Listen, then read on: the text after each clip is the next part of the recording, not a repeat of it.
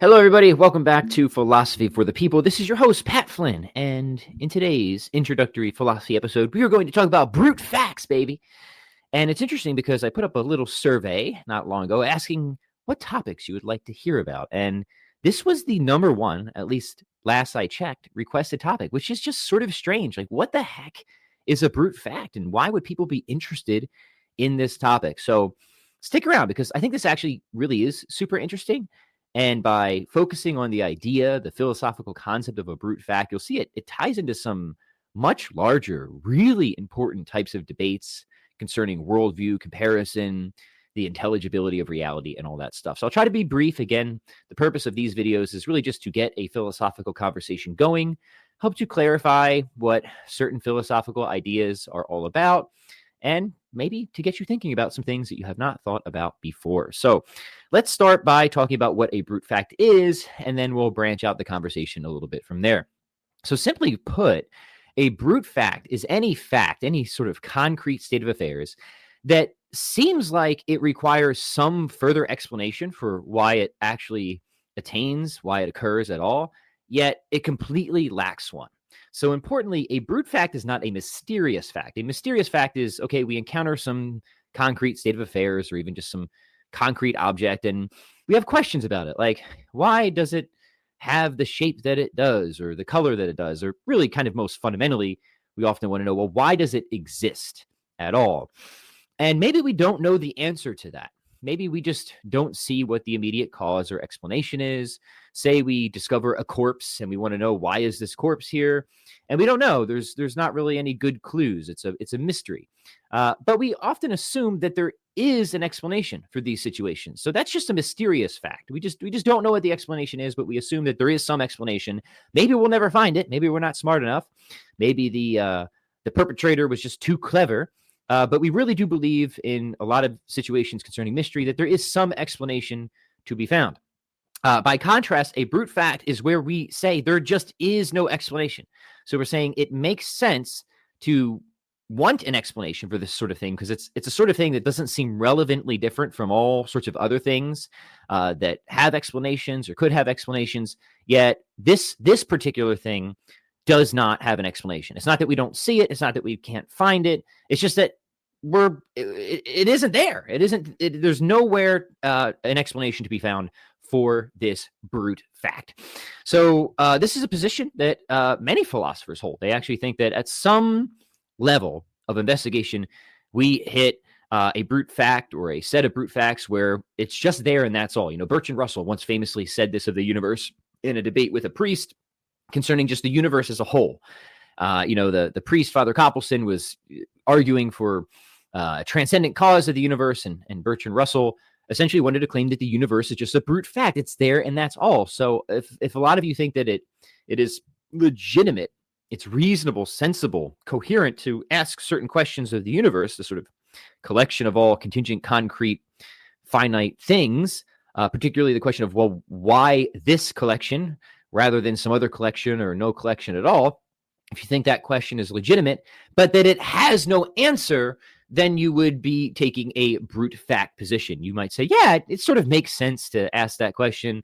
But at the end of the day, you can ask all you want and ain't nothing answering back. That's a brute fact position. Okay, so why is this important? Why is this relevant? Well, because it concerns, again, worldview comparison, worldview debates, and the ultimate intelligibility of reality. So depending on how you think about this and where you land, there's some pretty big implications. And there is a tradition, a philosophical tradition, what Lloyd Gerson calls big tent Platonism, which is essentially committed to the idea of avoiding brute facts or of getting brute facts down to zero. And that is equivalent to saying that reality is actually completely, fully intelligible, that there is an adequate answer to every coherent question that can be asked. And the way that this project is typically engaged is it requires a whole bunch of things that are what's called them hetero-explicable, things that find their intelligibility, ultimate intelligibility, through extrinsic causes or explanations. It requires all those things to ultimately trace back or twist up to something that is, as Lloyd Gerson calls it, auto-explicable, something that could somehow make sense of all the sorts of things that require an extrinsic cause or explanation, but that itself is the sort of thing that if we could actually grasp its nature, could be self-explanatory, not self-caused. I don't think any philosopher wants to say self-caused. That doesn't really make sense, but self-explanatory in the sense that it's sort of not a brute fact, but an autonomous fact. There's something about its nature that would remove the mystery of why this thing exists, presumably exists necessarily, and has these sort of essential features or characteristics that it does. And that's a provocative proposal. I won't get into detail now. But I will say that the way this works generally is these types of philosophers identify certain categories of being that seem to imply restricted intelligibility. And, they might focus on things like changing beings or contingent beings or composite beings. And they want to argue that to ultimately explain all these different categories, the auto-explicable reality would have to escape these categories. We'd have to strip away these types of contingency implying features, the sort of features of a thing that would restrict its intelligibility, that would limit its ability to answer coherent questions about itself from within itself. And this is why within this particular philosophical tradition, you have them positing at the foundation of reality something that sounds rather spooky, something that is unchanging, immutable, eternal, purely actual, qualitatively infinite, the good itself, and so on and so forth. So the general idea there is they're saying, look, we have to bring brute facts down to zero, which means we have to get to some sort of thing that if we could grasp its nature, which admittedly we can't, there would be no mystery remaining of why this thing is the way it is, exists necessarily, has the characteristics it does, so on and so forth, right? And that the only sort of thing that presumably could bring brute facts down to zero is something that escapes all these categories of the restrictedly intelligible things and would be itself unrestrictedly intelligible. It could answer every coherent question about itself just from the information inherent to its nature. That's the general idea. That's the general hope of bringing brute facts down to zero. Again, some good contemporary work on this is done by a philosopher, Lloyd Gerson. I would argue this is also sort of the classical theist position, right? So that's a position. Other philosophers think that it's just sort of better to have fewer brute facts. They might say, well, look, we're all kind of stuck with brute facts somewhere. But if we can get the number of brute facts down, then that's a good thing, right? And why is that? Well, I think a lot of people agree with at least this general principle. Explain as much as you can. Okay, explain as much as you can. So if we can keep explaining things further and further, great. And if there are some facts that just are completely, for whatever reason, resistant to explanation, fine. We'll stop there. But let's go as far as we can, and let's get those brute facts down to the minimum number. So some philosophers are attracted to that idea. So I won't give too much of my personal opinion on all this. I've written on this subject extensively in various places, including my book, if you want kind of my personal take.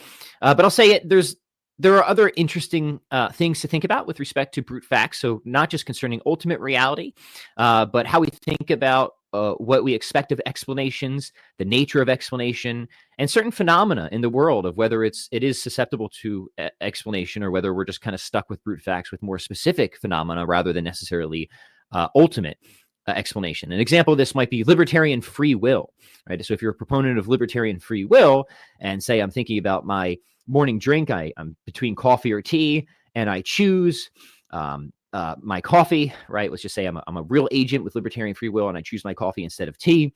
Do I have an explanation ultimately of why I chose my coffee over my tea? And this is a big debate in the literature because, proponents of libertarian free will, sometimes, not always, when I say yeah, because there's a genuine category of explanation, reasons-based action, where we can cite reasons for that might not have been determinative of why the coffee was chosen over the tea. And people will make that claim that libertarian free will does not commit you to brute facts. But others argue the opposite. They'll say, no, if you're committed to libertarian free will, then you're stuck with brute facts. And then there's a couple of ways people could go with this, right? So if somebody thinks for whatever reason there cannot be brute facts, which, by the way, if you think there cannot be brute facts, you're essentially just committed to the principle of sufficient reason. So like PSR and brute facts are like mortal enemies, right? If you hold to PSR, the principle of sufficient reason, you're essentially denying that there are brute facts. If you hold to brute facts, you're essentially denying that the PSR is true. So say you're like super committed to PSR, but you also think that libertarian free will commit you to brute facts. Well, then you might just have a reason to deny libertarian free will. You might take a sort of more deterministic look at reality and think you have to give contrastive explanations of things. And then you might ultimately think that you're like Leibniz, right? That you think that God exists and God created this world because it's the best of all possible worlds. So these things all tie together and connect in really interesting ways.